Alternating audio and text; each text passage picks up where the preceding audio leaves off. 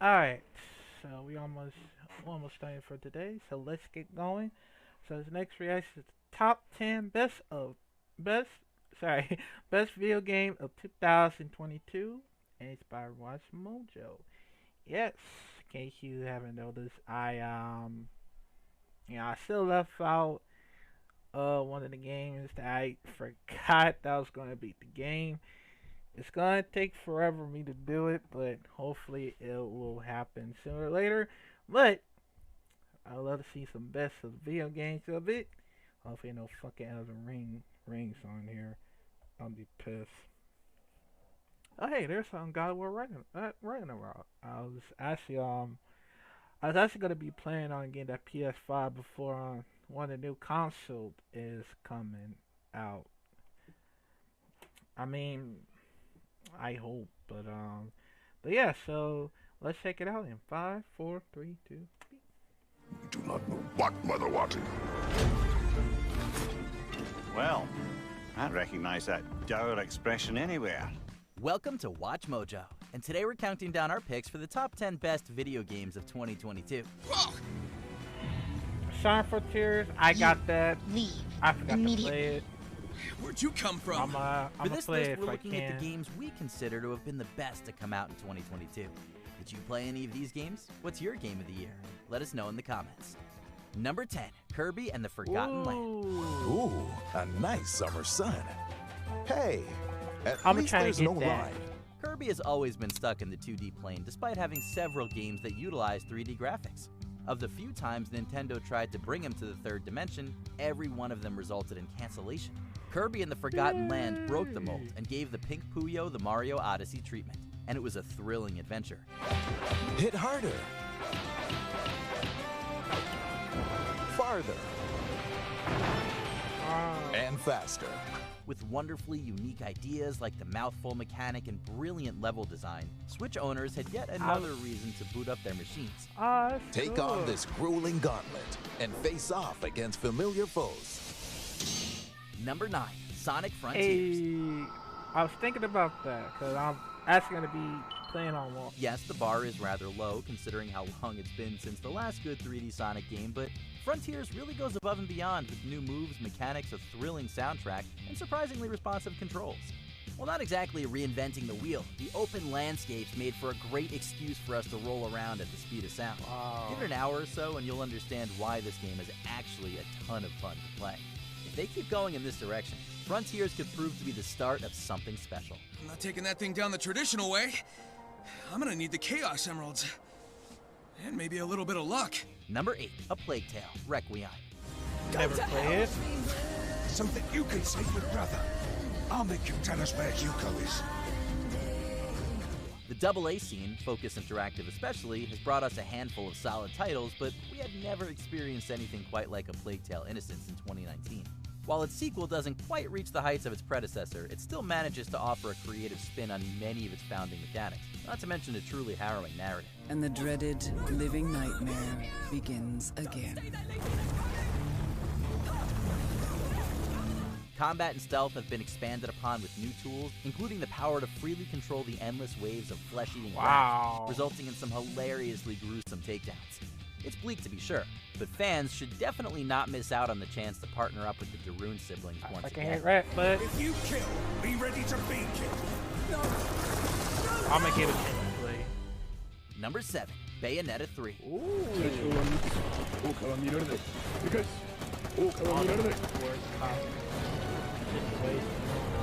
But While the notion that I this don't may think be that the game Witch of ain't that Genesis' bad. swan song, at least we I can was say she actually went out in gonna- style. Platinum Games gave players the keys to the kingdom with the series' best Yeah, you combat know, to I'm date. gonna try it Alongside a out. torrent of wild weaponry, the Demon Slave mechanic allows Bayonetta to bring her monstrous summons to the field in real time, resulting in a slew of kaiju battles.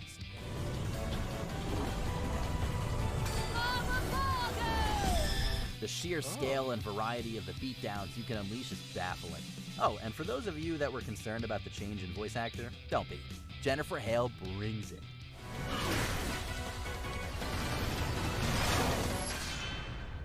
wow. Number 6, Nightmare Reaper. Nightmare Reaper. When we say Nightmare Reaper is the best FPS we've played in years, we mean it's the best FPS we've played in years. Journey into the tainted mind of a young woman and slaughter her inner demons as you discover secret areas, unlock vicious weaponry, and attempt to escape the asylum. That's fun.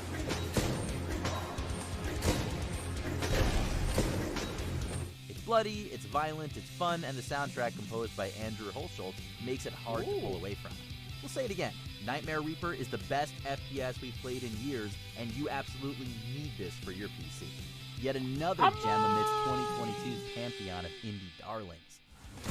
You know what? I'm gonna play it just in case.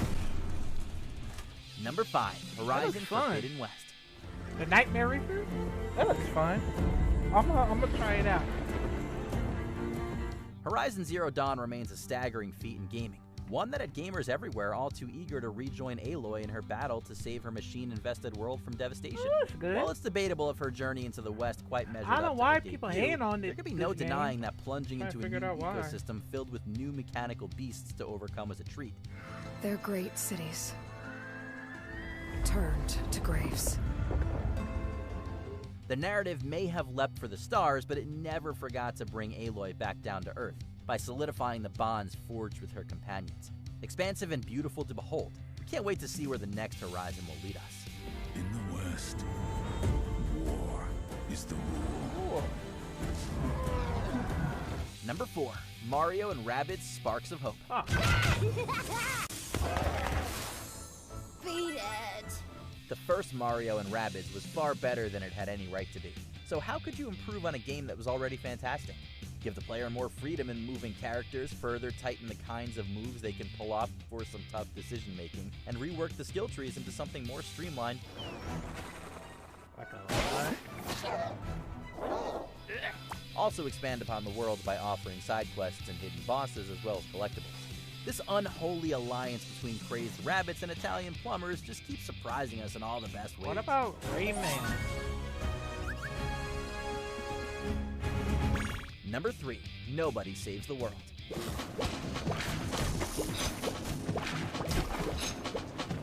Never heard of it. From the makers of Guacamelee comes one of the best adventure RPGs. Nobody Saves the World sets you out on a journey to find a missing wizard as you use his wand to shapeshift and overcome an increasingly absurd amount of detailed and delightful dungeons.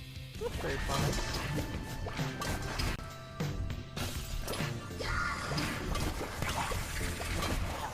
Use the powers of a mermaid, slug, horse, turtle, and more to traverse the world, and unlock new abilities to mix and match for different playstyles. Undoubtedly our favorite indie game of the year. That looks fun. Number 2, God of War Ragnarok. I will not allow you to pick a fight with gods. I don't want to fight anymore. I just want answers. The perfect bookend to the journey that started back in 2018's acclaimed reimagining, Santa Monica Studio took everything sublime about the first outing and delivered unto us a sequel that showed that as epic as the end of the world can be, it comes second to the conflicted relationship between parent and child. In moments of crisis, panic does nothing. I'm Harness it. Yeah, the character writing, performances, and emotional payoffs here are some of the best we've ever seen, especially when it comes to Kratos. As for combat, it's been beautifully refined thanks to tighter controls and an abundance of new ways to customize your particular playstyle. We won't be forgetting our jaunt through the 9 realms in a hurry. Here!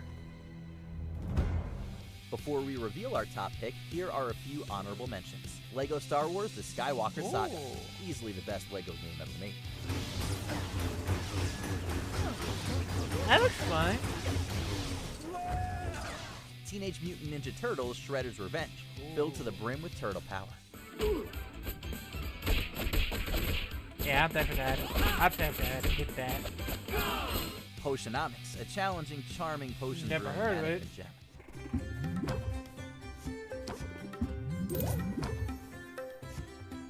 Before we continue, be sure to subscribe to our...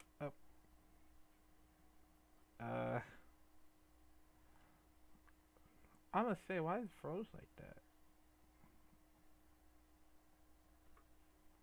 charming potion brewing management gem. Never heard of it. Before we continue, Be sure to subscribe to our channel and ring the bell to get notified about our latest videos. Try to watch You have the Mojo. option to be notified for occasional videos or all of them. If you're on your phone, make sure you go into your settings and switch on notifications.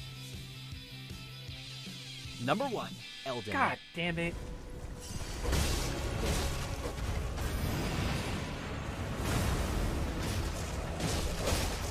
To say that From Software's magnum opus was an experience the likes of which marked a new turning point in gaming would be a colossal understatement.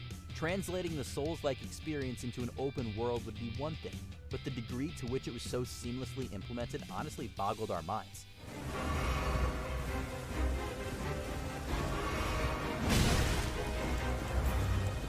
Even if you disregard the addictive PvP elements, the Lands Between is one of modern gaming's most enthralling settings.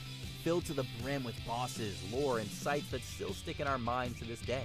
Along with the fangasmic amount of weapons, armor, and freedom given to players, is it any wonder that Tarnished Everywhere are still exploring every inch of this gorgeously vicious world? Bring on the DLC.